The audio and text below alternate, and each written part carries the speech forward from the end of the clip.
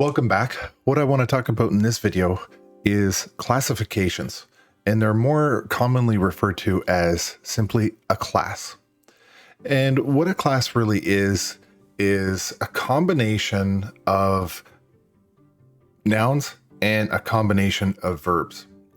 Okay, and we said in the beginning when we talked about variables that variables are simply just nouns. And that's a person, a place, or a thing, or it's an object.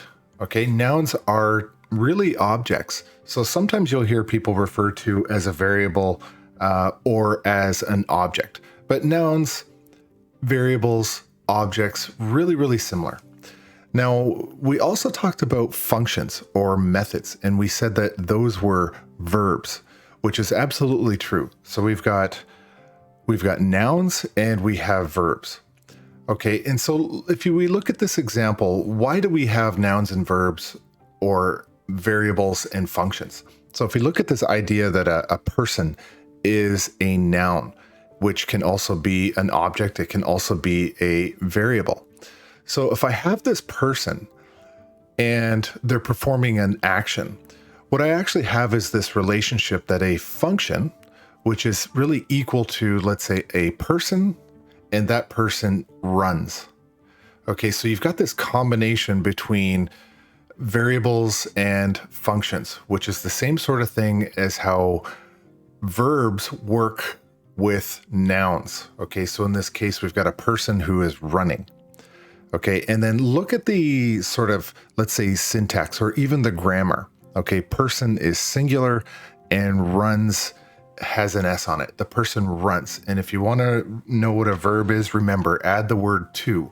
So to run, that's how you'll know it's a verb. Okay, so this person runs, and that's a function that we can call, just getting a person to run. Okay, so if we kind of look at this idea of a class, I want you to understand that a class is really nothing more than a blueprint. It's just a blueprint.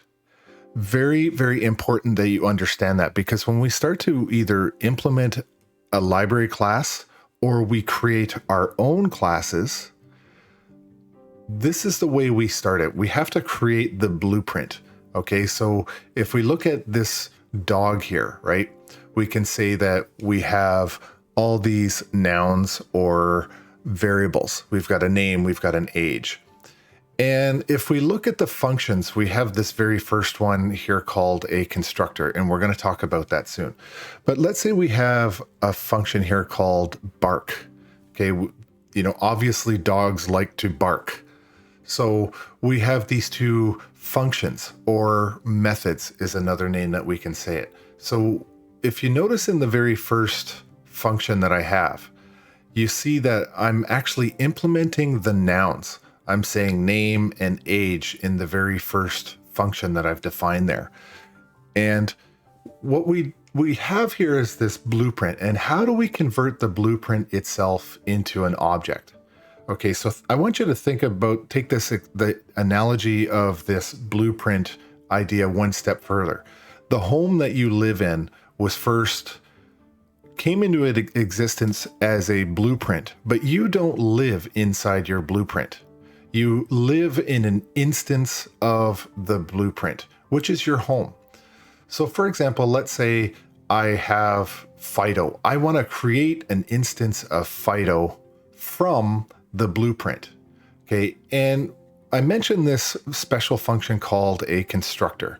Well, I want you to think about a constructor as a 3D printer. Okay, and when I want to create an instance of it, I have to have a design file. I have to have a blueprint of what it is that I physically want to create in the world.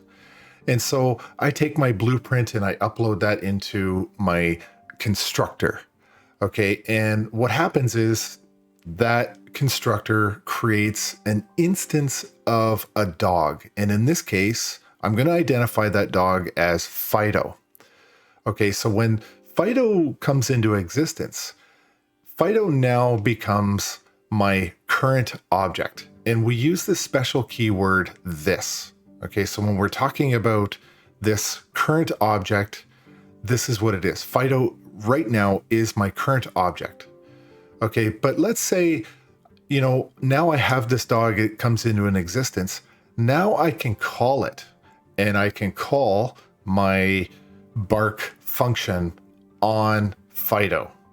Okay, and you can see here in red, I'm using the dot operator where I have Fido, my new current object, and I'm getting it to do something. It's barking. Okay, so now what happens when I want another dog? Okay, now I want Fluffy. Same sort of cycle repeats itself.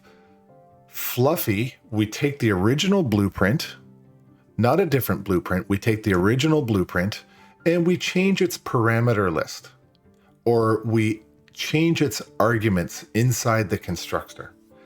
And so the next thing that happens is we have an instance of Fluffy now. So now I have two objects. I have Fido and I have Fluffy. Well, upon instantiation, when we call this instantiation, when we create the object, it's an instance of dog. Fluffy now becomes my current object. Okay, so really important for you to understand this. And we've got this relationship, and we're going to talk about the constructor. Okay, and just think of, if you're a little bit confused about the constructor, think of constructor as the 3D printer, the thing that takes your blueprint and makes a physical copy of it in the world. Okay, obviously in programming, there is no physical copy, but it's an analogy. And that's really what object-oriented programming is about. OOP is an analogy for what happens in the real world. Okay, we have a class, which is a blueprint, and we use that blueprint to make as many instances of physical objects that we want. Okay, so I hope that explains what object-oriented programming is. It didn't used to exist like that until the programming language C++ was created. And in fact, when Python came about, the first versions of Python actually didn't have object-oriented programming, but now they do. Okay, so we are going to learn about object-oriented programming in Python now. And just so you understand that this is very common, this whole sort of concept is very common across all object-oriented programming languages.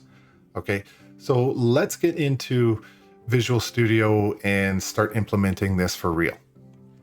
So suppose we had this list of numbers. And in our list of numbers, we've got 1, 2, 2, 3. And within that list of numbers, let's say we want to do something with it. We want to call methods, right? So we can do things like dot. And you can see all of these methods.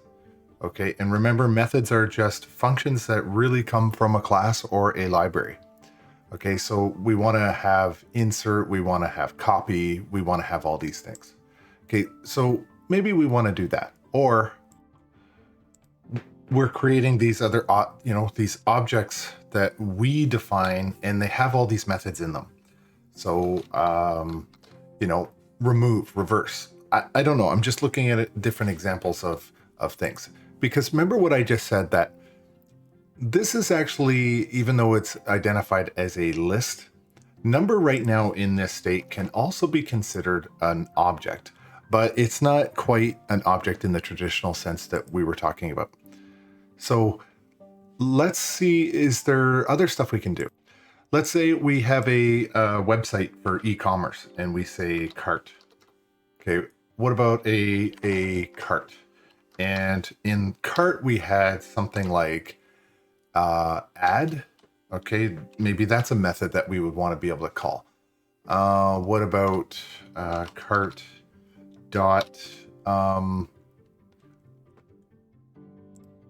about remove? Okay, notice these don't exist right now in this particular case. But what about get total? You know, we have a cart and we want it to perform all these different functions. Now, would you consider a shopping cart to be an object? Well, in the real world, a shopping cart really is. And so in the software world, we can do the same sort of thinking. Okay, what else could we do? Now, what about coordinates? Okay, what about coordinates? Maybe I want coordinates and I want to have draw my coordinates. Okay, and what else could we do? We could say move the coordinates. So move the coordinates. What about a different thing that we could do? How about get the distance between this coordinate and another coordinate, which would be coordinate 1 versus, let's say, coordinate 2, right? Coordinate 2. And we want to get the distance between coordinate 1 and coordinate 2. So these are different things that we can do here. So in order to do that, if we wanted to create a class and then we instantiate, say, coordinate 1, coordinate 2, this is where classes really start to become useful. Okay, and like I said again, remember, try to always remember or view this as a physical object in reality.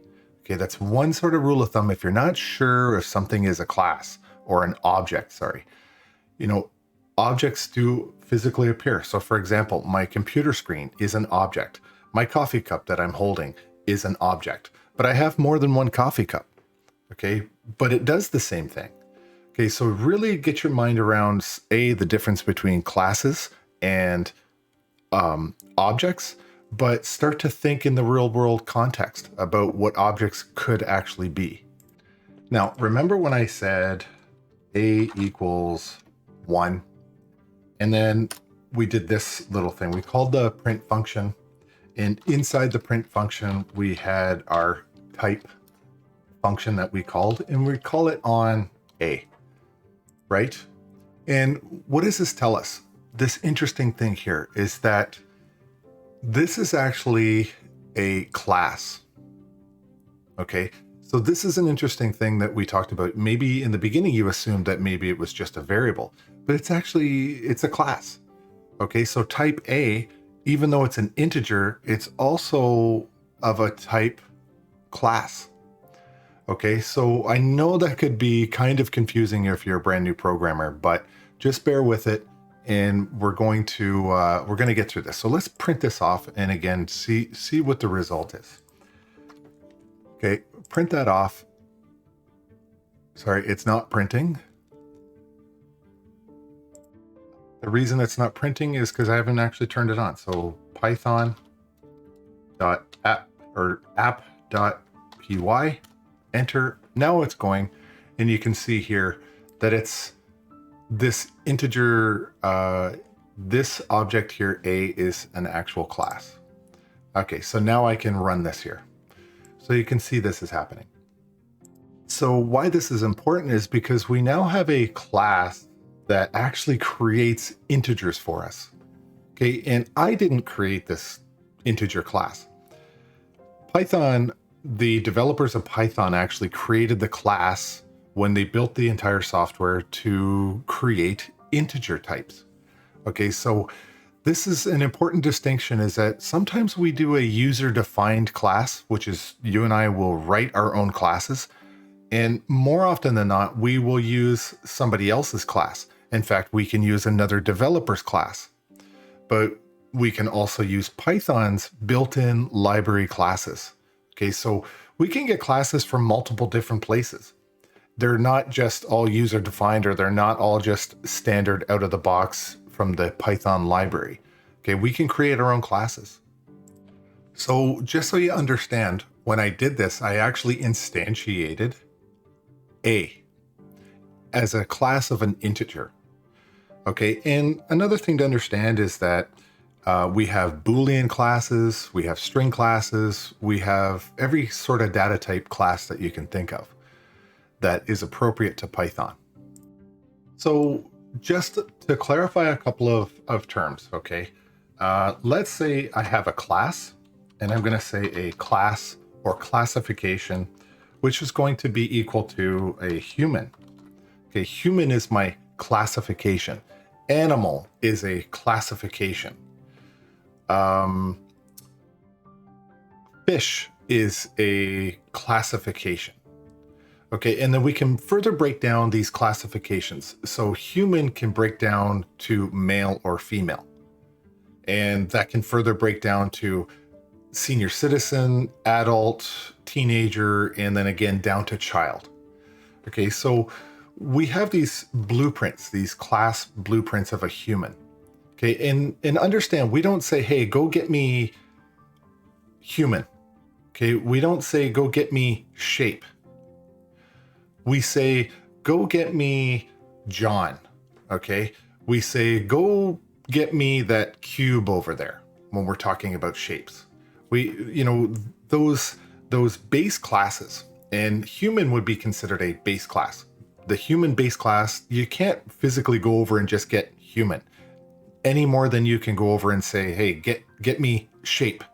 Shape doesn't exist. Only classifications exist, and then subclasses of the base class. So human would be a base class, shape would be a base class, and then you would go and further subdivide that. So if we looked at this and said class shape, okay, and I'll put this here,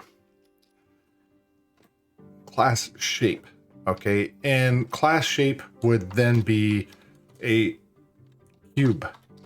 Okay, so I can go and physically touch a cube, but I can't physically touch shape.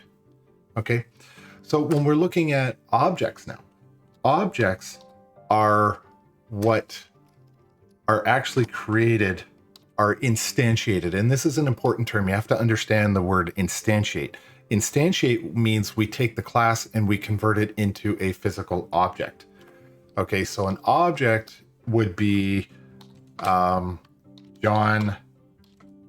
cube, coffee.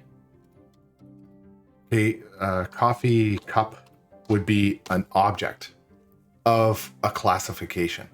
All right. So coffee cup would be a instance of the class cup. Okay. So I hope that's a little bit more clear, but let's continue with some more practical examples. So let's actually start working on creating our own custom classes and see how those look. So here we are, and we're going to start off our class with the keyword class. And you can see that here. And then the name of our class is always going to be in Pascal case. And that means that the first word of first letter of every word is uppercase. And we're not using any underscores. So if I were to say coordinates, okay, this is Pascal case. And if I wanted to say my coordinates, I would have the first word uppercase and there'd be no underscore here. Okay, but I'm going to stick to coordinates. And the next thing I need to do is this colon. And this is what we've typically used up to this point to help define our code block. And it also defines the scope of what we're writing inside this blueprint, if you will. Okay, and the first thing we're going to start off with is our functions. Okay, so if I want to do a function called draw, clearly I've got to have my brackets in there, but all functions have to have at least one parameter in them in a class. And the very first one we're going to use is this special one called self. Okay, and remember when I was talking about the current object, this is related to that. So we've got self as our first parameter in this function. So we've got that, the start of that function. Of course, we need our colon here. And now you can see that we're moving into the scope of the function. So if I do print, and let's just do, we're going to type out a message or print out a message saying show. So show my coordinate. Okay. Now, every time we instantiate this object, it's going to have this draw function already built into it. And if we want to look at how to create this, okay, I'm going to create my first object. I'm going to instantiate an object of coordinates. And I'm going to call it, just like I would call it a function. So if I put in coordinates, you can see it down here. And I'm going through the list, and this is the first one I've come to. And notice the change in the icon. But this is the way I'm going to call this particular class. But I want to assign my class to an actual object. So what I'm going to do is call this one coord1. So let me just do an underscore here so it's a little bit more clear. So coord1. Okay, and then I'm going to go to the next line. And now I can call the functions on coord1. So if I say coord1 here, and then I call the dot operator, you can see right off the bat, I can call now draw. I can call the draw function that I've self-defined inside this class definition. And that's another thing. When we refer to the class and we start to implement the code inside of a function of a class, we call that we're defining. This is the definition. So think of a library book. You know, you see or not a library book, a dictionary. You see the word, you want to understand what it is, and you go to the written text. That's kind of the same thing. This is the definition. So if I want to call the draw function on my object coordinate 1 or coord1, I can do that. But you see all these different ones in here too, right? You're seeing all these different functions that I can call. Well, these are the library functions. And you have to understand that we are able to inherit those from other classes. And we're going to talk about inheritance later. But just so you know that I can actually go get the methods from higher level or base classes. Okay, so let's keep going. So I'm going to delete this for a minute, and I want to print out my type. I want to look at what the type says about this. And inside, we're going to say coord1. Okay, and what is, when we run this, what does this tell us? I didn't save it. What does this tell us? That I've actually got an error. And my error talks about my indentation does not match any outer indentation level. And I think the challenge here, or the issue, is that I'm only one line away and I need to be a minimum of 2 lines away. So if I change that and then run the save, my error still persists. So what seems to be the problem here? So I've got an error on line 6. Okay, what about this? Is it possibly that I didn't have a space in there? I'm going to save that. Okay, I still have a problem with my indentation, and I've got this pilot. So let's investigate this further and see what's going on. Now, the error is extremely simple to see, but what I wanted to show you was that it was really difficult to understand what it was, other than it said the indentation level. Now, I want to highlight your attention to the fact that it's this little space here. Okay, the space between the class. So when I'm doing this, I need to make sure that I'm in the proper indentation level. Okay, and it's something that we haven't spent too much time talking about, but you can see now the problem does go away. Anyway, let's go ahead and run this. And you can see right here that this is a class of main coordinates. And we're going to come back to this later on. So don't worry about it if you don't understand what that means right now, but we're going to come back to this. This is actually the name of our module, and we are going to have to come back and cover modules in another section. But rest assured, this is okay, and we actually do want this main module. So one more thing I want to show you is if for some reason you're ever in doubt as to if an object is an instance of a class that you're looking at, if you're just not sure for some reason, you can use this special function called isInstance. Okay, and use it in normal written human language, English. Is it an instance? You're asking a question. And you can say coord1, comma, of coordinates. Okay, so you're asking yourself, is coord1 an instance of coordinates? And let's just print this off. So if I print and add the other bracket, now let's run this and see. And it should say true. So coordinate 1 is an instance of coordinates. And the return statement there is that it is true. So you can use isInstance to verify that. So consider that right now our coord1 object, it really has no characteristics of any kind right now. And when we talked about the dog, we said the dog had a name and we said the dog had an age. Well, this coordinate, this has no attributes assigned to it whatsoever. So it doesn't have an X coordinate or a Y coordinate. Okay, if we were drawing this on a graph, we wouldn't have the actual coordinates of X and Y for it. So to do this, we actually have to create a constructor. And we spoke about the constructor being the 3D printer. And you might be saying, well, why are you going to go and write the constructor now, even though you were able to instantiate an object? Well, if you don't define the actual constructor, there's a default constructor, and it has no parameter list at all. It's just called the default constructor. In most object-oriented programming languages have something called the default constructor, and it's sometimes referred to as the no argument constructor because I'm not passing anything to it. So if you don't explicitly define it in your class, then it will always create one that is blank.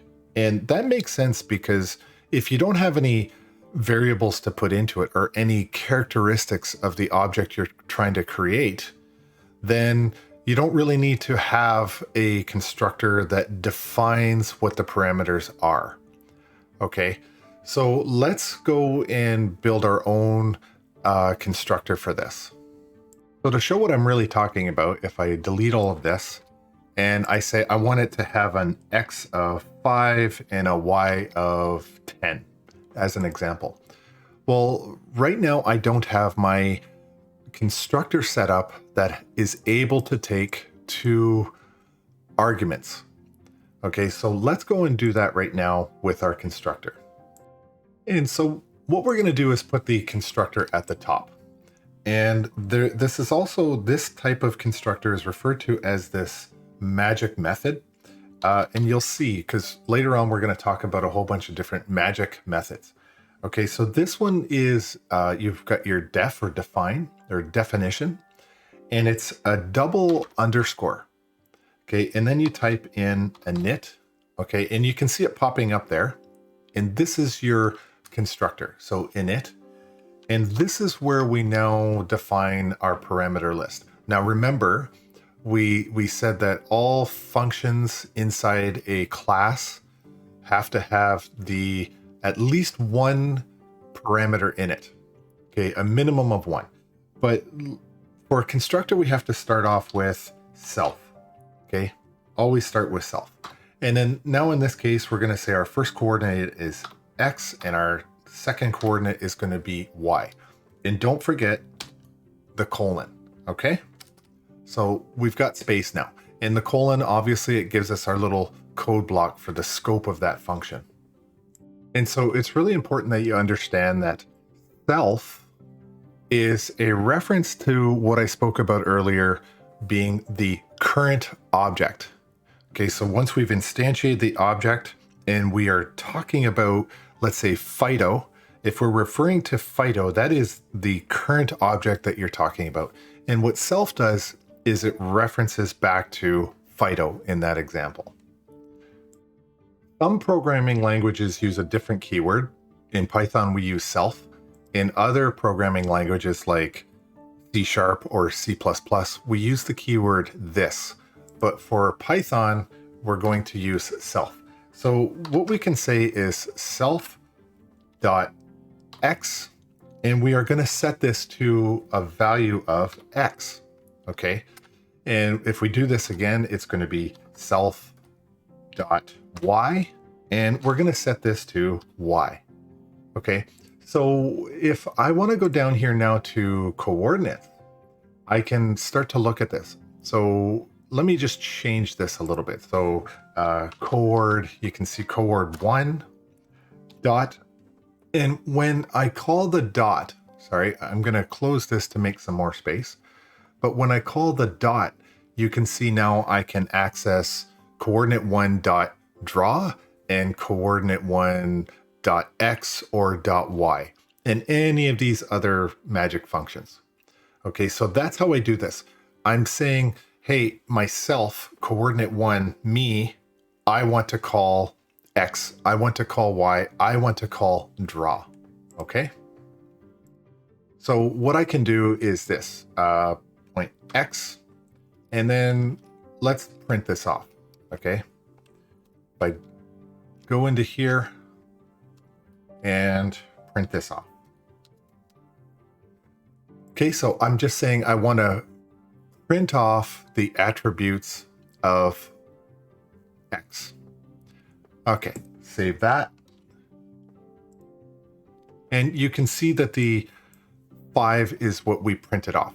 And why do you think it was that? It's because when I initialized or I instantiated the object coord 1, I called my constructor, and my constructor had these 2 parameters. But when I initialized it or I instantiated it at creation time, I said, pass it as an argument, this number 5 to go into x, and this number 10 to go into y. Okay, and then this 5 went up into the function or the class definition, and it assigned that value over to coord 1. And then I said, all right, now that I've done that, coord 1 exists and it has an x value and it has a y value. Now, after this line, and I've assigned it an actual number, tell me what it says. So when I print it to the screen, I can do this. Okay, so this is one way how we can use the member variables, if you will, or member characteristics or attributes. And of course, in the same way as that, what I can do is actually do this. I can run both and look at both of these 5 and 10 just by printing each one of them out. So if I want to actually print this out from my actual class, I want to redefine my draw function. What I can do is I'll actually put this here. I'm going to copy that and put it up here. But instead of coord 1, I'm going to say self. And here I'm going to say self. And that is going to be the new version of the function. And so now what I want to do is just print off my draw function. And I don't need print in here. What I need is coord 1 dot draw and my method call or my function brackets. So I'll save that. And now I'm going to run that. And you can see that it actually runs it here. So every time I want to do this, I can change this parameter list to be 20. Okay, and I'm going to save that and rerun that. And you can see that it updates to 20. Okay, so I've created my own function that I want to call on my own object. Okay, so if I say now, I could do the same thing here for coordinate 2, and I can go down, copy that, change this now to coordinate 2, and this is going to be 25, and this is going to be 50. And if I save that, and now I can say coord, and it gives me the option right here, coordinate 2 dot draw, and that's all. And so if I save that and then I run it, you can see that it prints off both of these. So something I want to just draw your attention to really quickly. We talked about variables being nouns. And the variables that we use inside of our class definition are kind of a special type of a variable. And sometimes we refer to those as attributes. Okay, so let's say the color of my eyes are brown. Okay, that's an attribute of my eyes. Okay, so because they're my eyes, it's me, I'm the object, and I have attributes that are brown eyes. We sometimes call these, or we typically do actually refer to these as an attribute. But at the end of the day, they're just a sort of special type of a variable. Okay, so they're still a noun, okay, and we're still creating nouns and verbs inside of our classes, okay?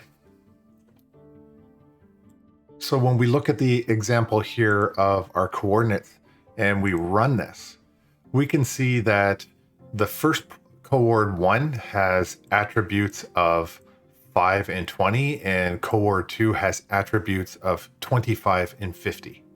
Okay. But what I really want to talk about now is something called a class attribute. And the class attribute is shared across all instances of the class itself. Okay, so when we talk about this one, we're specifying those attributes that we want each individual coordinate 1, coordinate 2, for example, to have. Okay, we can change those. We change the values of 25 and 20. But what about a class attribute or a class variable? And let's go look at how to do that. So we can go up to here, and at the top here, we can say something like, and I have to indent this, I can say color. And I can initialize that to a string of, let's say, red or blue. I like blue, it's my favorite color. Okay, so now because that's in there, I can call that in two different ways. I can call it as a class, and I can call it as from an instance of that. So let me show you what I mean.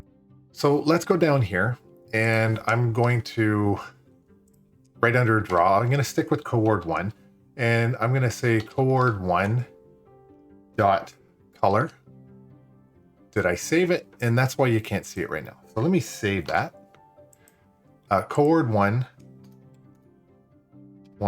dot color, and there it is. You can see coord 1 dot color. So let me go ahead though and actually put this in something and print it off. Okay.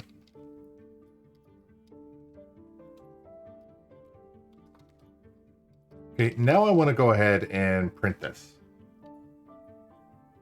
So let's see what we get here. And there you have it. It's got blue. I'm printing off blue because it's a class attribute or class variable. And we can also say it's an instance variable as well. But what I can also do is, if I print this off, I can also call it through the class itself. So if I go to here, and instead of coord 1, I say coordinates. And this is another way that I can call that. If I save it and now I run that, you can see this version here is from coordinate 1. This version here is from calling it as part of the class itself.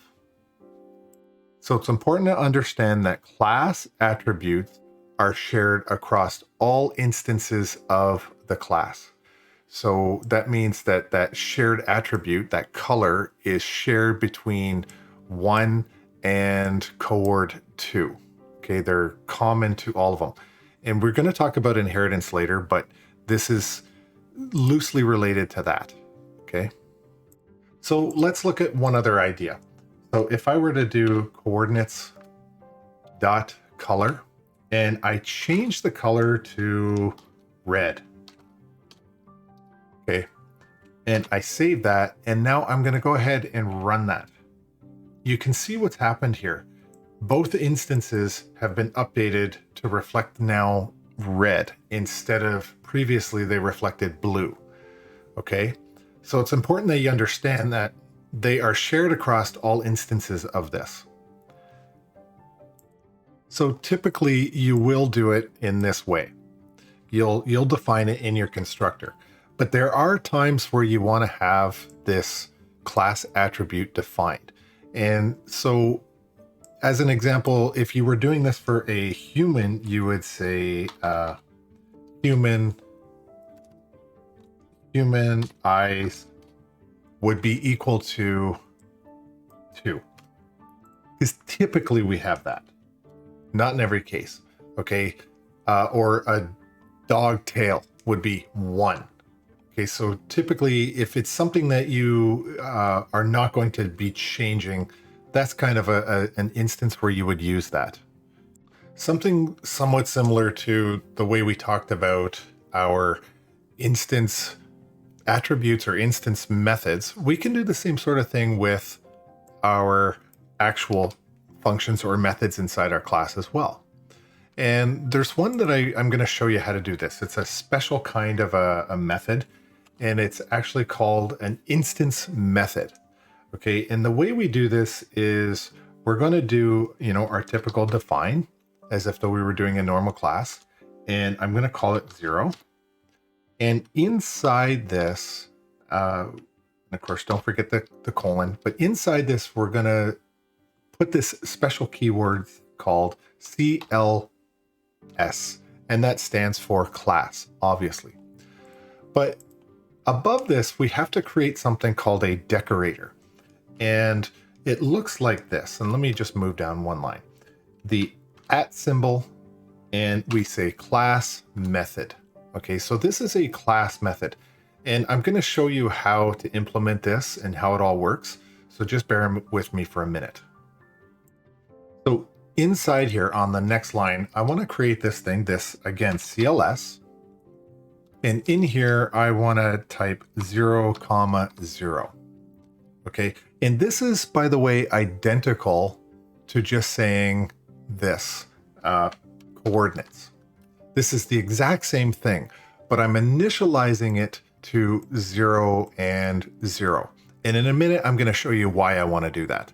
So let me just change that back to what we had. And the only thing I'm missing here is the return statement. Okay, so I want to return that. So let me go and clean this up, and I'm going to show you how we're going to use this.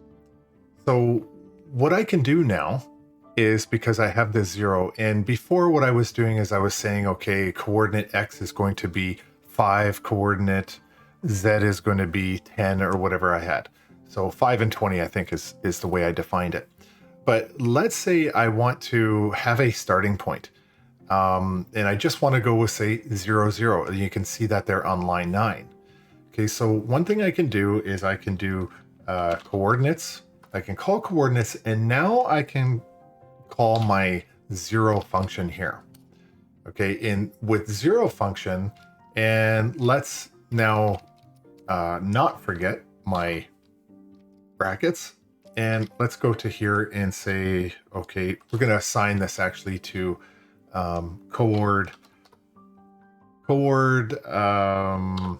let's say _3 as an example. Okay, and now coord 3 is going to be right here, and I'm going to call my draw function. Okay, and now what happens is when I save this, you can see I've got an issue here because of probably having to do again with that. Okay, so don't forget. And anyway, you'll see that now that I've saved it, the error goes away. And let me clean that up, and then I'm going to run this. And you can see what's happening here right now is that my output is 0, 0. So I'm actually using this as a instance method to call this. I'm initializing it to 0, 0. Okay, so it's important to understand that we have that capability as well. And we'll talk about wrapper classes later on as well. Okay, so let's keep going. Really quickly, I want to show you something about comparing objects. We have the ability to do an actual comparison to an object. And you can see here, I've got coord 1, coord 2. And what I can do is actually say, is coord1 equal to coord2? And when I type equals for you new programmers, understand that what I'm trying to say is what's on the right identical to what's on the left. Okay, and let's print this out and see what the result is going to be. Okay, and so if we do this and then save that and print it out, what we're getting is this message that says they're false. Okay, so they are not equal. And the great thing about this is that, you know, in the past when we talked about comparisons, we were doing that with just regular variables where we're saying was number 1 equal to number 2, or was A equal to B, or was A equal to A. Okay, and we talk about that as this comparison operator. Well, we can do the same exact thing with actual objects that we define or that we create. And the reason why it knows that they're not equal is because these two objects both have different memory locations. Okay, and we don't spend a lot of time talking about addresses and stuff like that in Python. That's something that you would definitely be talking about in C++ when you're dealing with pointers. But these two objects are actually stored in memory, and they have two different addresses inside memory. Okay, and if you remember previously in one of the other videos, we talked about A having a different code as lowercase. I think it was B. We talked about B. Capital B and lowercase b were different because they had different memory codes. So it's the same sort of thing here. We have two different addresses in memory for both coord1 and coord2. And that's why we know that they're both different. Now, even if I were to do 1 and 2 again and do the comparison and save that and then run that, you can see it's still false, because what we're not saying is, are the coordinates the same? What we're saying is, are the objects the same? And they are not. Even if you made me have a twin brother, I am still independent. I am still unique from my twin brother. Okay? But there are times when you need to determine whether or not you've already created an object. Okay, and what we're going to do is talk a little bit about this idea of these magic methods. And I told you earlier on that this init was an example of a magic method. Okay, so what I want to do right now is do another magic method, and it's going to be, we're going to talk about equality. Okay, is one equal to another? So let's go ahead and do this other magic method. So, and just so you know, there is a whole library of magic methods.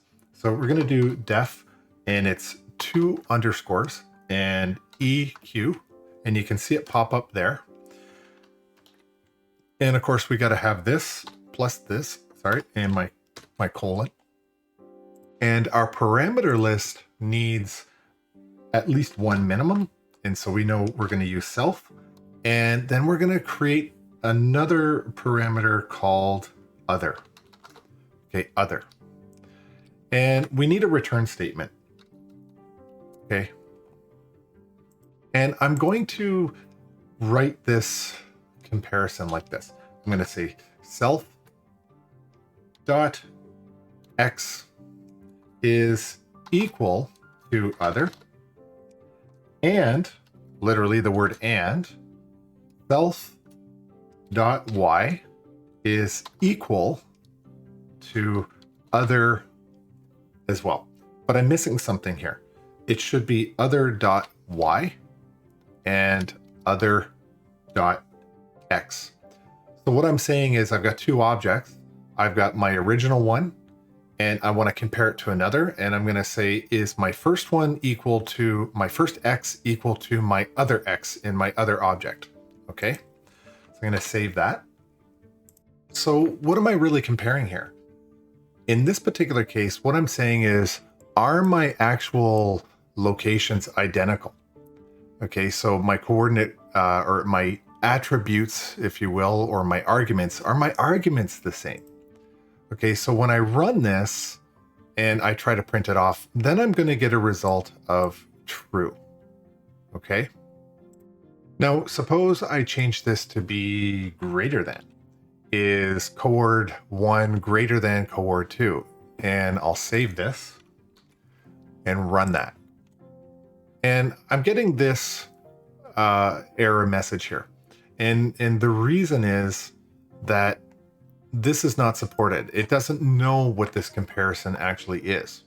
So I can go back up to here and I can take that whole thing, copy it, go down one line or here, put that there. And instead of this being equal, I can say GT, which is greater than. Okay. And then this here just needs to be changed. And this one here needs to also be changed. Okay. So I'm going to save that. And now I'm going to run that comparison. And what you're seeing is a false. Okay. The error is gone, but it's telling me false. And so if I change the values, so 10 and 20, and I save that, and now I run it, you can see that it evaluates to true. Okay. So I'll give you a little tip though, because we've implemented this, the opposite to this could be greater than or less than. If I change this to less than, okay, and I look at this, I don't have to rewrite this entire code. I can just say that after running this, I realize that, hey, it's false. Okay, so coordinate 1 is not less than 2. So suppose now, though, I want to add the 2 as an example. Okay, this is clearly going to give me an error. Okay, so this gives me this error right here, which is fine, because one of the things I can do is create this magic method or use the magic method and then further implement it or define it. So if I do this and I do underscore add, okay, and then 2 underscores and create this with my semicolon, and inside I need my first self, okay, and then an other. Okay, so that's all I need for that. But let's go down to the next line, and I want to, I'm going to need a return statement. So I need to return and coordinates. So I need coordinates, and inside coordinates, very similar to what you would already expect, I'm going to say self dot x plus other dot x. Okay, that's the first parameter. Now the second thing is going to be self dot y, and it'll be plus other dot y. And that's really all I need for that. Okay, and I'll save that. Now, when we run this, we're going to get something very unusual. And what you're getting is this address, this memory address. Okay, but there is something we can do about this. So if we go back down to here and make some changes. So I'm not going to have the print done like this. I'll modify that in a second, but I can do, how about this? Combined,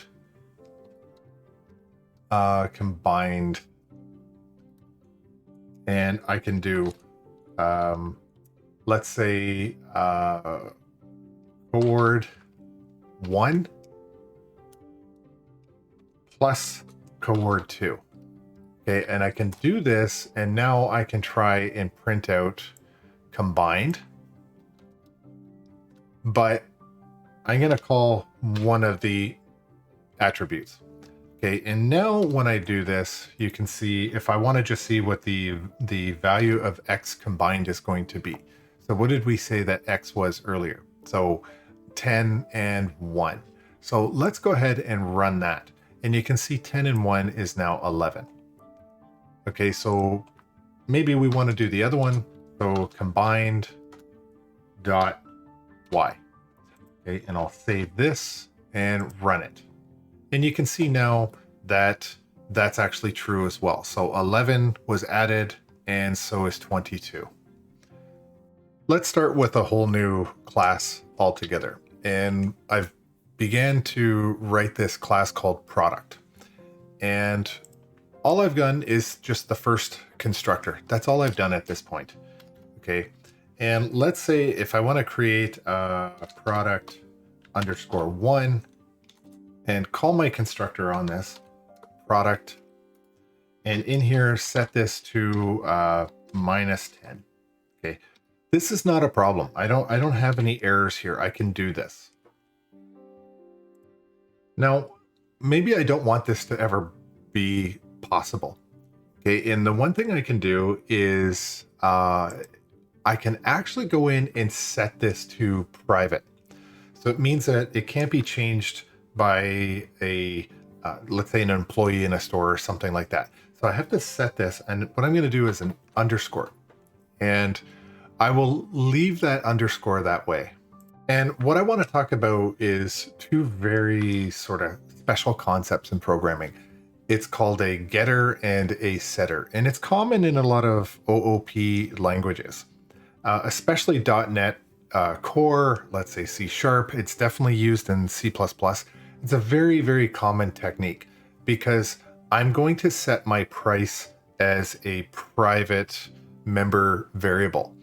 And so it's actually, when we talk about scope, remember back to the slide where I put the box around my my function definition. It's because of that scope, and that privacy doesn't allow anyone to go in and change the original state of this. Okay, you can change copies of it, but you can't change the original state. So what I want to do first is actually go down to here, and I want to create two different functions. And the first one I'm going to do is a get underscore price. Okay, so once I set this price, I have to have a method to go ahead and get it. So we're going to just in here say self. Okay, and it's a it is a class method or function that we got to do. So the next thing I want to do with this is getters always return something. So let's say I say, hey, you go over there and get me that book. Well, you're going to get the book and then return it to me. So just remember, get functions always have a return value. Okay, so if I want return, I'm going to say self dot underscore, and let's see if it's in the list. It's right down here. Okay, price. And the next thing I want to do is now go create the set function. So this is going to be def set underscore price. Okay, and in this, I'm going to have self and a comma and then its value. Okay, and let's not forget the colon.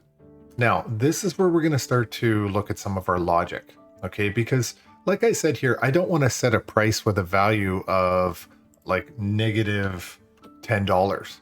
Okay, that would be, you know, you'd be out of business if you started doing stuff like that, if you were paying people to take your products.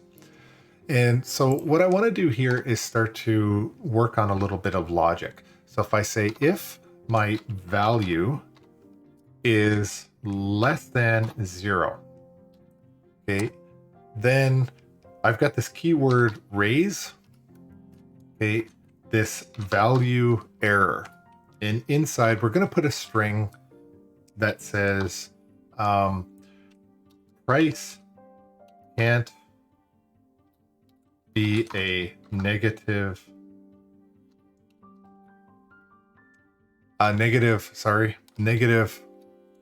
value, or we'll go out of business. I'll put the exclamation mark. Okay.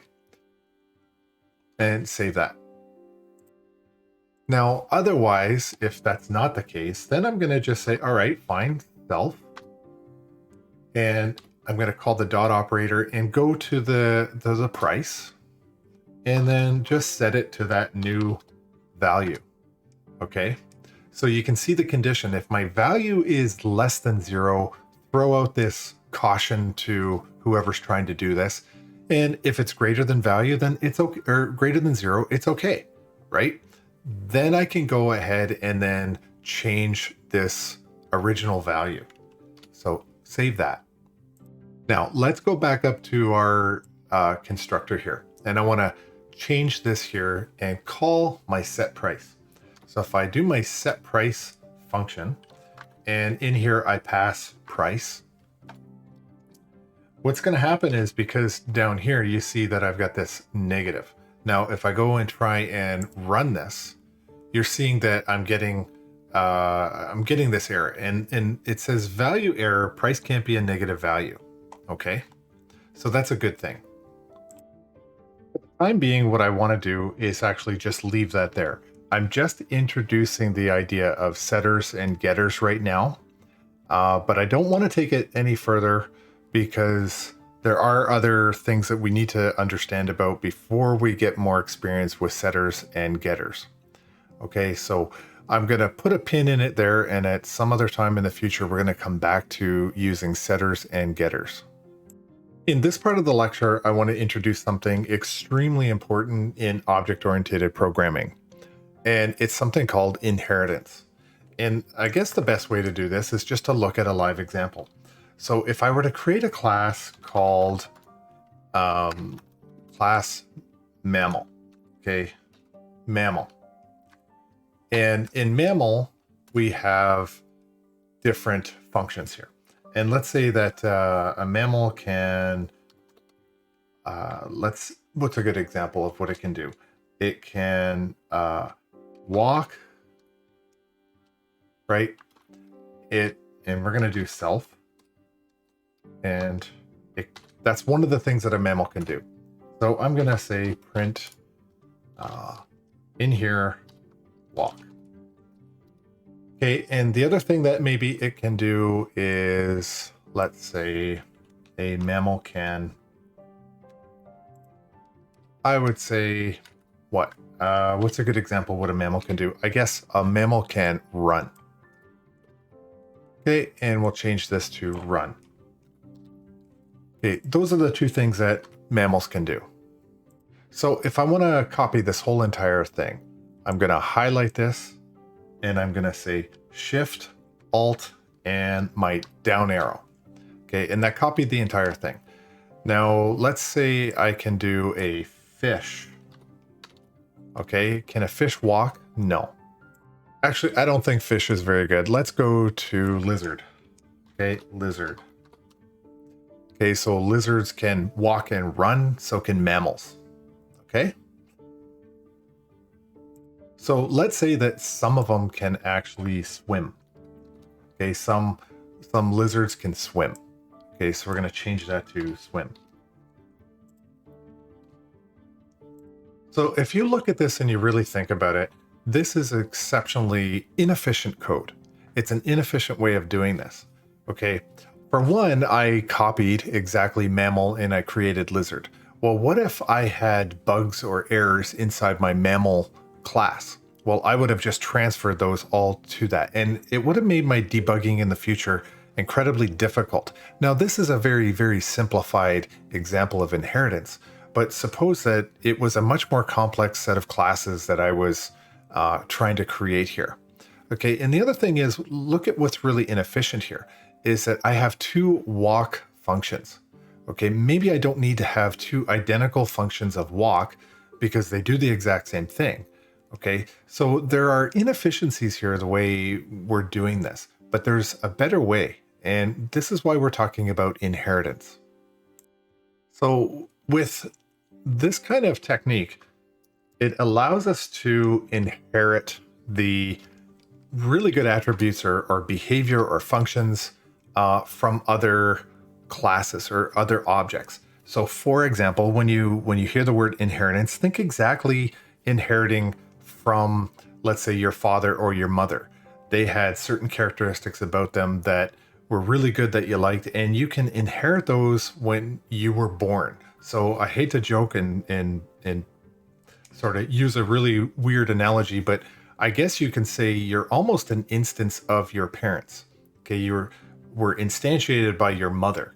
Okay, so you're inheriting some of the characteristics of your mother and your father. Okay, so let's look at this here now. You can see that I've got a mammal and I've got a lizard. And now let's just say class animal. Okay, let's say I've got class animal. So let's take the walk method and move that up. Let's get that out of our mammal. And what I can do is if I go up to my mammal again, what I can do is inherit that behavior from animal simply by typing in this. I'm actually passing the class as a parameter into my mammal. Okay, and I'll hit save. And we're saying literally that a mammal class is an animal. And you'll hear this as you get more into programming when you're talking about inheritance. You're saying a mammal is a animal. So in this way, we can say that the animal is the equivalent to what we call the parent or the base class. Okay, and that mammal is the equivalent to the child or the subclass. Okay, so this is kind of the relationship inside of our inheritance. So I'm taking the functionality from animal and I'm going to be able to use it with mammal. So let's go get rid of this in our lizard. Okay, and move everything up. And lizard now can do the same thing. We can inherit from animal inside of our lizard. So let's test this out a little bit. So I want to create an object of a mammal, and I'm going to say M1 is going to be a mammal, and you can see it pop up there. And now if I go to M1, I can have these different functions that I can call for that. So I can now call, in fact, you're not seeing it. And let me do this because again, I didn't save it. But now M1 can do all these things, right? So if I scroll through the list, you can see that M1, my mammal 1 can run and it can walk. Okay. And let's look at that for a minute here, because I've only said that mammal can run here. And I said that walk is up here. But I'm getting the best of both worlds here, okay, in this particular case. So if I say run, okay, if I call that and I save that, and now let's run that in our console. And you can see that M1 or mammal 1 can now run. So I can also inherit the attributes. It's not just the functions that I can do. Okay, so why don't we go and add some attributes to this? Okay, and what I'll do is I'll start off with my first attribute. I'm going to say, I got to create my constructor. Okay, so in my constructor right here, I'm going to have self. Okay, what am I going to have as attributes here? And I'm going to create this. So self dot eyes is going to be set to 2. Okay. And let's go look at this. So if I go down to M1 and I want to print this.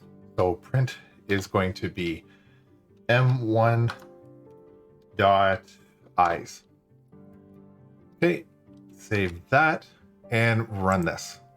And you can see that I can run and I've got 2 eyes for this particular mammal 1. And just to do this one more example, we're going to create a lizard L1, and that's going to be a lizard. Okay. And what are all the things in a lizard that a lizard can do? And okay, so we know that an L1 can swim. Okay. it can do that. And what about an L1 dot, how many eyes does it have? Does that work? Does that make any sense? Does L1 have eyes? And look at this. How many eyes does an L1 actually have? So let's check.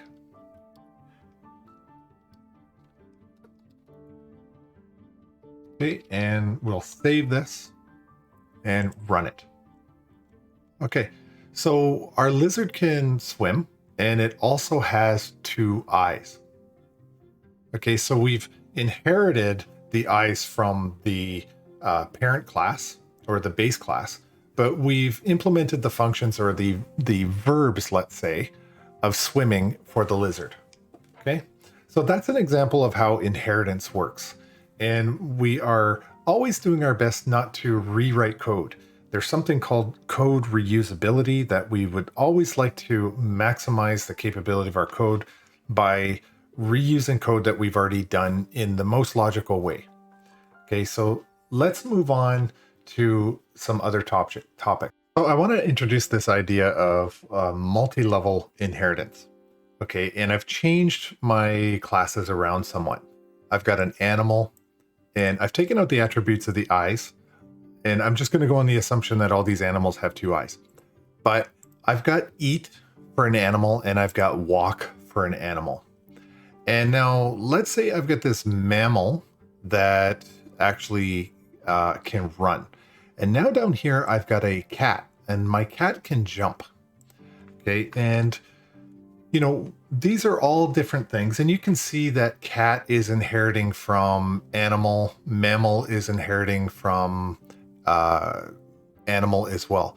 But suppose I want my cat to also be able to run.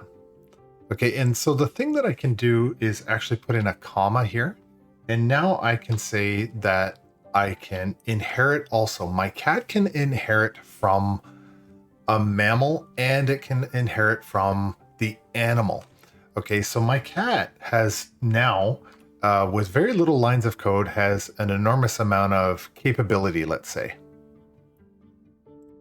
So notice that we get this error here. And the reason is that we're getting the error is because if you look at what's happening here, I'm saying inherit from my mammal, but I'm also saying inherit from the animal, the absolute parent class or base class. But by inheriting from mammal, which already inherits from animal, it's actually already implied that I'm inheriting from animal. So if I remove that, even if I do this, just by the mere fact that I'm inheriting from mammal, I'm getting all of those characteristics and all of those, that functionality and attributes from animal already, just because it's already inside of mammal. Okay, so that's why I'm getting that particular issue, right? And so when I save that, my error goes away. Now, the other thing, if I want to do this, if I want to have a little bit of a workaround, what I can do is say, okay, I don't want mammal, for some reason, to inherit from animal. Okay, so my mammal right here, the only thing it can do is run. It can't walk and it can't eat. Okay, my cat, on the other hand, now has the ability to eat and to walk. It has the ability now to run. And finally, just the cat, and only the cat, has the ability to jump. Okay, so you have to be careful and, you know, really be very, very judicious with the way you want to do this. Okay, so this is a case of too much of one thing is not always a good thing. Okay, so be very careful with what you're truly asking for here. Okay, so let's look at something else, another issue with multiple inheritance. So let's see here with my mammal. Mammal, like I said, is not inheriting from animal, so it has no way to eat. Okay, so let's say I want to take all this and I'm going to copy that, and I'm going to give my mammal the ability to eat. Okay, And so when you look at this, you realize, okay, I'm inheriting from mammal and I'm inheriting from animal. Which one is it going to pick? Because there's currently two eat functions. So I'm going to say mammal eats, and let's say animal eats, just to distinguish which one is which. Okay, so I'm going to save that. And now let's say I'm going to go to my cat, and I'm going to say Fluffy. Fluffy is going to be my cat. Okay. And now that I've got Fluffy is going to have, like, which one am I going to call? So if I say Fluffy has all of these things that it can do now, you can see that Fluffy can eat, jump, run, and walk. But I'm going to do the eat method. I'm going to call eat. Now, which one do you suppose is the one that it's going to pick? So I'm going to save this and I'm going to run this. But what do we got going on here? So when I run this, you can see that animal eat. Okay, animal is the one that it called. And the reason that that is happening is because it's actually picking the one in the order that I place it inside my inheritance level. So if I were to change this to, let's say, this way. Okay, if I change that and then I save it. Okay, so currently we have animal eat. Let's see what happens now. And we run this and you can see now that mammal eats. Okay, so that's an issue with multiple inheritance and in different inheritance levels. So it's great that we can do this. Just be very, very careful on what's going on because you might get an unintended consequence. So far in this video, we have covered an enormous amount of information yet again related to classes. But now I want to take this opportunity to switch gears and talk about something in programming, which is really important over different languages. And it's called a module. And so I want to spend some time just before we conclude and talk about modules. And a really good analogy that we can use to explain a module is, let's say, a table of contents in a book. Okay, if we consider so far what we've been doing, this entire time we've been building it in app.py, which is really just one chapter of a book, okay? And that's not really the way programming goes. The way programming goes is we actually have multiple chapters to a book, and we do have a table of contents where all roads lead back to one sort of main file. Okay, so it's really important that you understand that in the reality of software development or programming, we have these multiple files, but here we refer to them in Python as modules. And what I want to do now is show you how to create different modules and then link them so that what you make in one module, you can actually use in another. And, you know, if you think about this logically, let's say this is a book on beginner mathematics. Chapter 1 would be addition. Chapter 2 would be subtraction. You wouldn't necessarily have a chapter that was all about addition, subtraction, multiplication, and division. Okay, you would actually break those chapters up in your book into specific sort of subjects. Okay, so that's what we're going to do here. We break up our modules into different chapters, which are defined by sort of a different operation that we want to perform. So let's go look at that in Visual Studio. So here in Visual Studio, you see that I have written two functions. And you can see this keyword pass that I haven't mentioned before. It is like a placeholder. It is just, it's just there because without it, if I don't have it in there, what's going to happen is I'm going to get an error in my code, and it's going to report that I have a problem with either indentation or some sort of a thing. So what we use is this keyword pass, okay, just as a placeholder to avoid any errors or anything like that.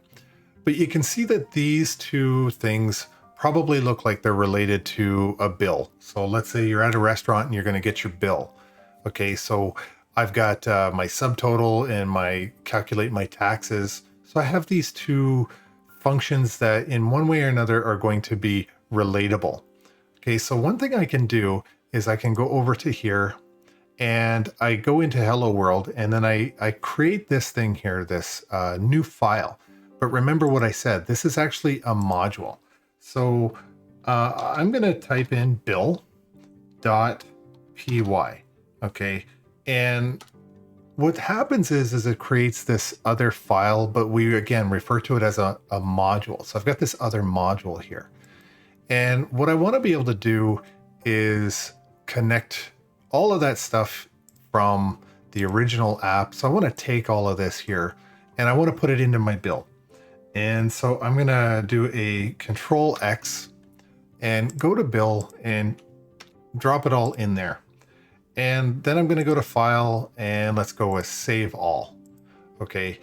But I don't need anything in that app that relates to it right now. And so what I'm going to do is show you how to connect everything, all that functionality in bill.py over to my app.py.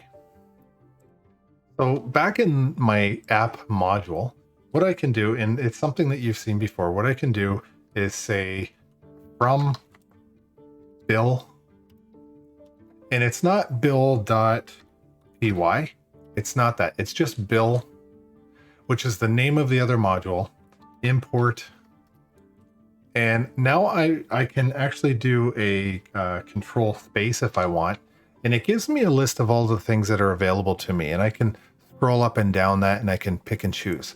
And you see these ones at the bottom here, these magic functions there, but I can go up to here and I can select the one that I want. Okay, and so now what I can do is go down and just type in calc tax. Okay, and just use that function however I see fit inside this module. Now, if I want to go get the other one, then, you know, I can just do, what did we call the other one? Because I can't remember, now I can just do the control space. There it is. It's subtotal. I can go and get that. And then notice I'm not importing the brackets here. I'm only using the brackets as part of the code. Right now, just think I'm linking all of this, all the functionality in bill, I'm linking over to app. So now I can do subtotal. Okay, and when I want to use that function or call that function, now I have to actually put in the brackets. So that's one way that I can actually, I can bring that functionality into my new module. Now, if I want to do it a different way, and I'm gonna show you a different way, but I'm gonna keep everything on the screen, but I'm actually going to comment it out because I want you to understand that it actually does work. Okay, so I'll save this. So keep in mind, if I use this methodology here, really what it's saying is, hey, you could go into this module here, and this could be fully populated, but maybe you don't want everything. So using this method, you're just saying, okay, I've got it all there, but in this particular module here, I only want to do calculate tax and subtotal. But maybe there's a third module somewhere else that you'd want to use, maybe only calculate tax as an example. But there's another thing that we can do if we want to import our bill as an object itself. And we can do this. We can do import and just bill. Okay, so that's good enough to connect it to the two modules together. And now what I can do, and you've seen this many times, is just use the dot operator to call either one of those methods. Okay, so we can do this, and we can also do bill dot subtotal. And notice, you know, all of these things that are available to us, they just pop up automatically. Okay, so I can do subtotal and call that function. So the good thing is, really, the first method, I can pick one object, and in the second method here with doing it this way, I can import every method or function inside that object. So let's take this to one full level higher. Okay, let's just say this is a fully functional restaurant application, and we've got many different files, but we then need to subdivide them into their own little sort of, let's say, directories. And one thing I can do is I can go to here and I can say, create a new folder, and I'm going to say restaurant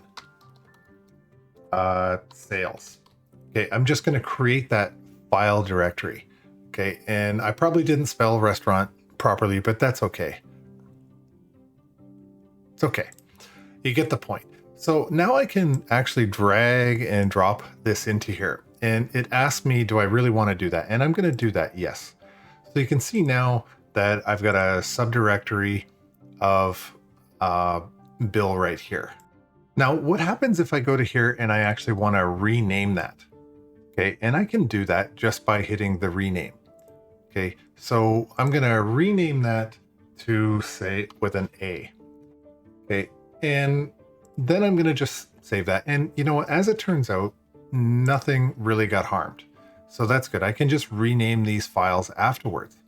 But don't forget that if you rename them here, there's a good chance you could end up getting errors. So if I change that to bills, okay, and save that, you may see that in our other applications, notice that I'm not importing bill anymore. So if I do a if I do a save all, or I save this one, you notice that now I've got the wrong named file that it's trying to call. So I'll go back to this, and it's showing me where the error actually is.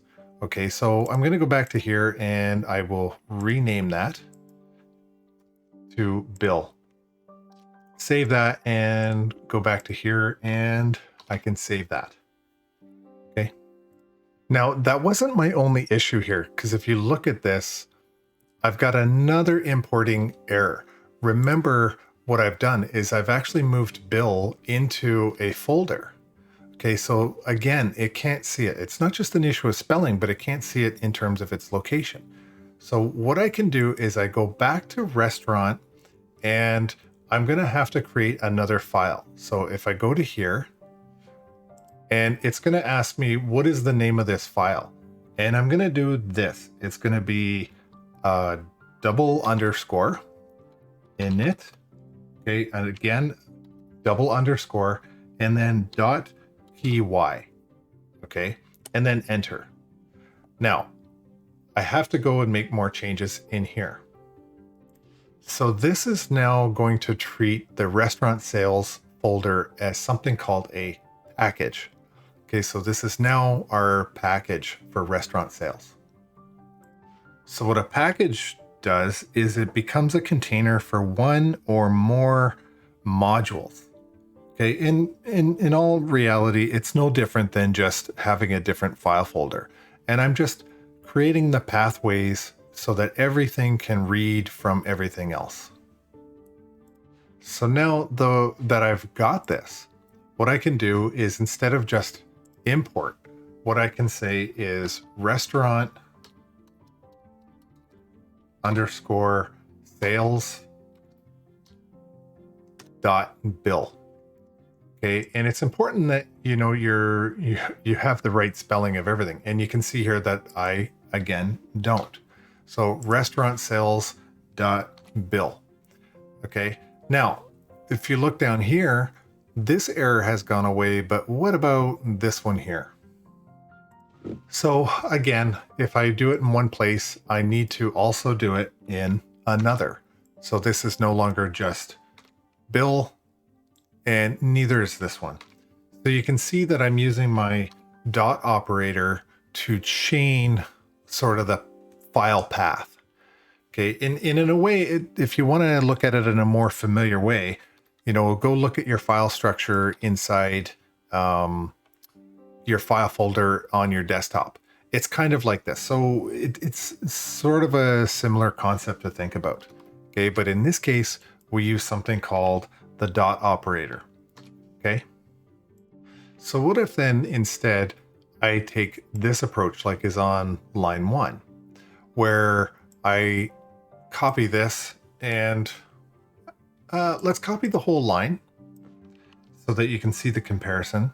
I'm going to copy that, and then I'm going to comment this out here, and down on the line right below it, I'm going to say that really we'll change this to from, and move the import over to here, add the space, and now I want to call, let's say, calculate tax. Okay, calculate tax. And what else do I want to do? Subtotal. Okay, this is the kind of stuff that I can do. And so now, if I want to do this more cleanly, I can just do it this way. Okay, save. So probably the best way of doing this in this particular case, because it starts to get, what if there's 20 different functions that I want to call? So probably the best way to do this is going to be from break from restaurant sales, import bill. That's probably the best way of doing this, because now I can do any of these and I can say bill dot, and look what the options are given to me. So I can do it this way. Okay, and I can say bill dot subtotal. Okay, that's probably the most clean way to do this. Okay, but I'm just showing you all the examples so that you can select the one that you feel is most appropriate for you. Now, the last thing I want to do in this video, the absolute last thing I want to do is, what about a sub package? Okay, what if this application is just getting too ridiculously big and I decide that I need yet even another sub package inside restaurant sales? Maybe food's not the only thing.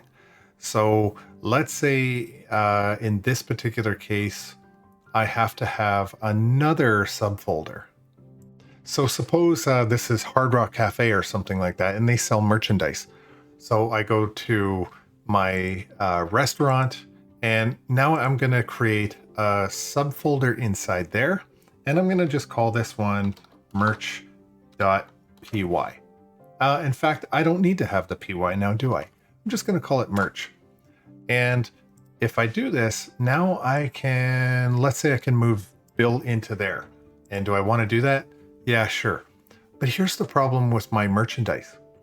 It is not a package. And the reason it's not a package is because I'm missing the equivalent to this. So now what I can do, I can go to merch and create a file and do underscore init underscore dot py. Okay. So am I done yet? Not really, because can I see it? Okay. So can I see my bill? No, I can't see that anymore. So what's great is the easy fix here is, again, it would be as if though you did this, where you type in merch. Okay. You're pathing that. So in this particular case, instead of the slash, I'm just going to do that and hit save. And now I get the exact same intended result. And one more time, I want to introduce one little sort of new idea before we wrap this all up. Okay, and it's the idea of a CSV, which is a comma separated values. I want to talk about CSV files. And the best way, let's go over to Visual Studio and check that out. Okay, so right away, I need to do an import of CSV. Okay, that's the first important thing that I do need to do. And I got to call these library functions called open. And this open is a library function. and it's got a couple parameters, and we're just going to say data.csv, okay, as our first argument. And in here, we're going to write something called W. And what this means is write. Okay, so this is our permission to write to this data file. Okay. And of course, we're going to open this file. So when we're done with it, we do have to close it. But before I do that, I want to do all this, perform all this operation, and I want to assign it to a file. Okay. And let's go to the next line and then do file.close. Okay, it's a library function that we have to close. And I'm going to save that. But there's a little modification I can make to this too. So I can do it this way. I can say, instead of doing it all like this, I can say with open and as a file. Okay, so now I don't even have to do this because it's sort of implied that those operations are taking place. And I almost forgot my colon at the end. So with open data.csv, make it writable and as a file. So the next thing that I can do here is I can go down to the next line and I can use this CSV because we've imported this and do writer. Okay, and there it is. And in that we can do file because my goal here is to actually write to a file called CSV. And so let's go back over here and say writer equals. So I'm going to do all of this on the right and assign it now over to the writer.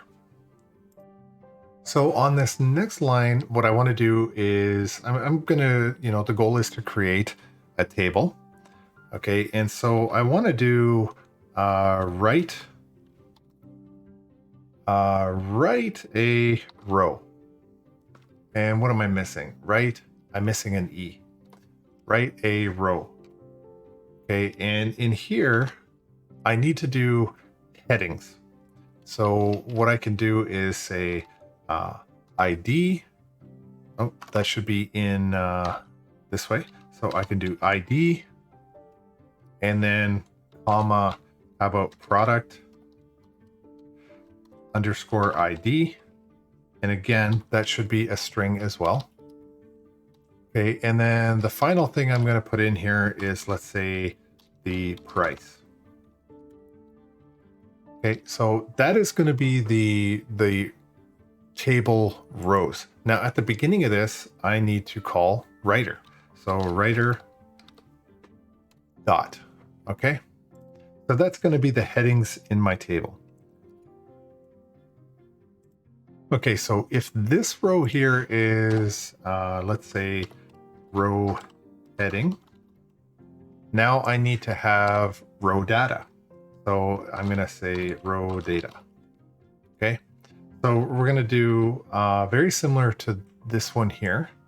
The only difference is I'm actually going to put in data instead of these strings. Okay, so if I say 100, and I change this to my product ID is going to be 1 and my price is going to be $2. Okay, so I'll take this and I will add to my row of data. Okay, so this is going to be 101. This is going to be item 2, and we're going to say that's going to be worth $5. Okay, so I'm going to go ahead and save that.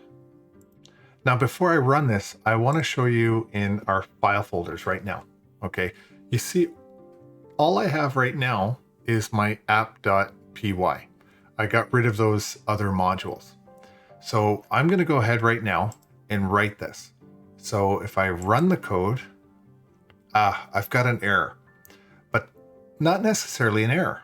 Okay, what you might have been expecting was to see something print out to here, but in actuality, the data file is actually printed over here.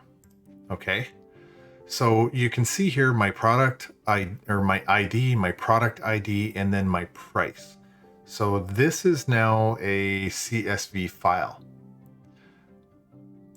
And while it exists over here, if I actually go into my file directory, you can see that the file is right there, and it is actually in a Microsoft Excel CSV file. So if I do open with and I select Excel, you're going to see, it's probably hard for you to see on the screen, but I can zoom that in. You can see that I've got my ID and product ID as well as price, and they all match up. Okay, so not only am I storing this in a Python readable file here as CSV, but it's also being exported out to this particular data.csv file in my Excel. Okay, so don't save because I don't care about that per se. So now what about reading this stuff? Okay, so if I want to open up the file after it's been created, I clearly don't want, say, the writer at this moment. And we've got to change this so that we're getting a reader. So let's change this now to the reader method. Okay, and there it is. So I want the reader method, and I want to rename this to reader. Okay. And I don't need to have any of this stuff anymore. So I can take that out of there. But I am going to call my list function. Okay. And I'm going to pass in reader right here. And why don't we go ahead and print this?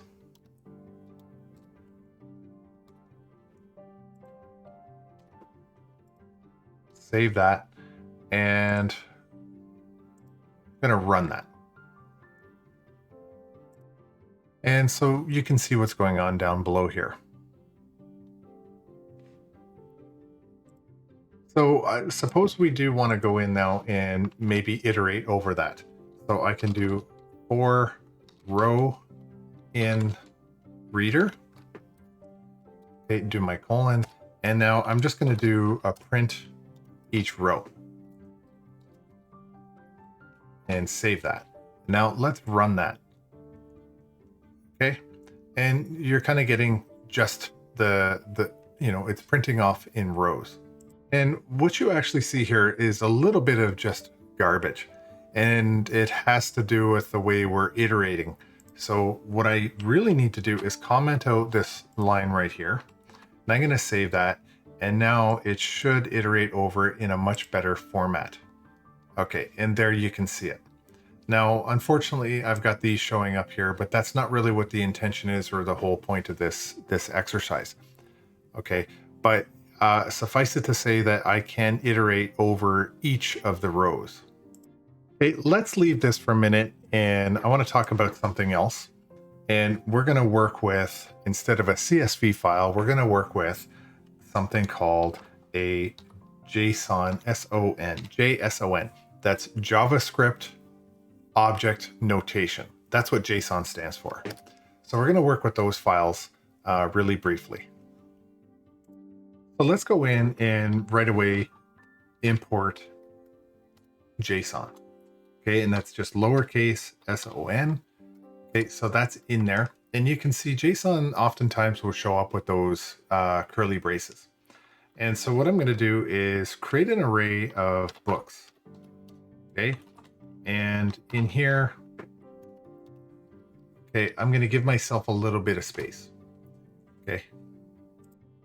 So just to be clear, we've already seen dictionaries. Okay, and this is very similar to what we're doing with a dictionary in this idea of a key value pair. So in here with this dictionary, we're going to say the first thing is going to be the ID. Okay, put in my colon, and I'm going to say it's the first one, so it gets ID 1. And then the book title is going to be, I think one of my favorite books is going to be the, I got to put that into quotes, the E-Myth. Okay, one of my absolute favorite books. And the year, I don't really know, but I'm going to just go with the year that I read the book for the very first time, which was probably 2004. Okay, so this is my JSON file, and it also is very, very extremely similar to a dictionary. So JSON and dictionary, they use this concept of key value pairs. Okay. Okay, and we need another one of these, but before we go to another line, we have to have the comma on the other side.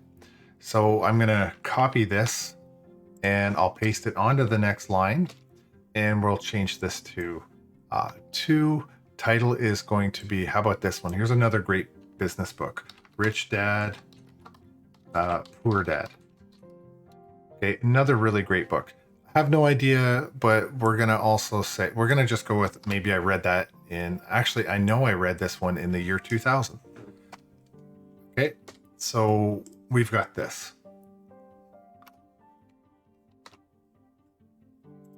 So the next thing I want to do is go down to another line, and I'm going to say JSON, and there's a method in there called dumps, and in here we're going to say books. Okay, not bool books, and actually let's assign this to data.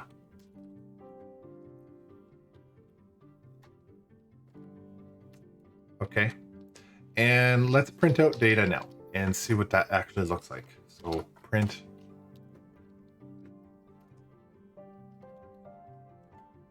move that out of the way, and I'll go ahead and save that. And now let's have a look at this. You can see that it just gives me this one-liner here. And you might be asking yourself, well, so what? It looks almost identical to the way you created the dictionary in the first place. And you know what? You would actually be right. And it's one of the few programming languages out there that actually does this for you.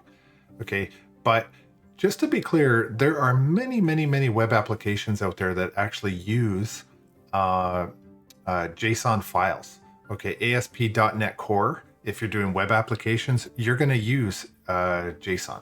If you, for example, create a website in .NET Core and you want to tie your login to your application for, say, your Facebook account or your Twitter account, well, you go and get something called an API, and the API it actually works with a JSON file, this key value pair, and this is kind of how you connect two different applications inside your application. Okay, so this is an important skill to have and an important thing to understand. And if you want to know more about JSON, there's plenty of stuff on YouTube. I do strongly suggest you go and research JSON files a little bit more, because they're going to come up, especially if you ever want to get into some machine learning. And by the way, CSV files, you're going to do some file reading as CSVs as well. So now that we have the data, what we can do is write this to a string, similar, or write this to a file, very similar to what we did with our CSV file. So up here at the top, what we're going to do is say from the path lib module, and you can see it's in there, path lib module, import, and it'll be capital path. Okay. So instead of printing this to the terminal, we're going to do it this way. We're going to say path, and inside this path, we're going to say books dot JSON. And then from there, we're going to do dot write text. You can see it was in the list. And inside here, we're going to add that data from line 10. Okay. Save it. Okay, in order to run this, I want to go back to the file folder and look inside here. We've got app.py and data.csv. And so now I'm going to run this. And you can see now we created our JSON file, our books.json. And if we open that up, you can see what we're actually getting here, all on this one line. So let's go back to app and clean this up a little bit. And I'm going to get rid of this because now what I want to do is read JSON data back into my application.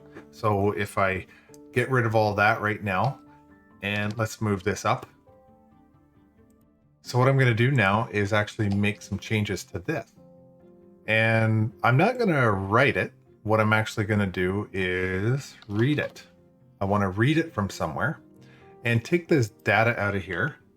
And I'm actually going to now put data over here and do this. And the next thing is I can't just go ahead and print this out or do anything. I actually have to parse this into an array of actual objects. And the way I'm going to do that is I'm going to call json.loads right down here. And this is a function. And then I need to just pass in my data. So this is going to end up passing an array of dictionaries now. Okay. And let's modify this so that we can actually go ahead and now print it out. So I want to say books equals this here, and then print out our books. Save that, and then actually go ahead and run that. Okay, and so here it is. This is the movies array down here. Okay, so seems a little bit convoluted to a lot of processes, but just remember, hold on to this little bit of information. Remember where this is, and it's really important. We're going to come back to using this stuff in the future. And of course, one little thing that I can show you right now is that if I want to just get the first one and print that off, I can do so.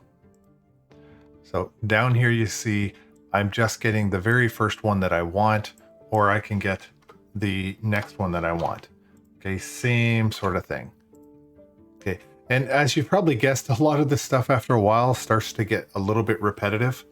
But you know, just gotta keep with it and keep practicing. You know, and you can do more little things like this. So what do I want out of this? I want to identify it just by the things in the book that or the things that I want to specifically just look at. Okay, which would be, let's say, the title. Okay, and we can do it this way. Save it and run that, and you can see here, Rich Dad, Poor Dad. Okay. So we've covered working with CSV files and working with JSON files in Python. And so, yeah, that's a pretty exhausting, very long video as usual. So that's it. That's all for today. Even I can't take any more of this. So I want to thank you for sticking with this video again. It's really, really long. There's a lot of content again. But you know, I do appreciate that you've gone through the video, but just keep in mind, all of this has been a build-up to something bigger and better. And in the next video, when you come back, you're going to be pleasantly surprised with what we do next. Okay, and I'm not going to tell you what it is. You're just going to have to come back and find out what we're doing. Okay, so I'll see you, I hope, in the next video.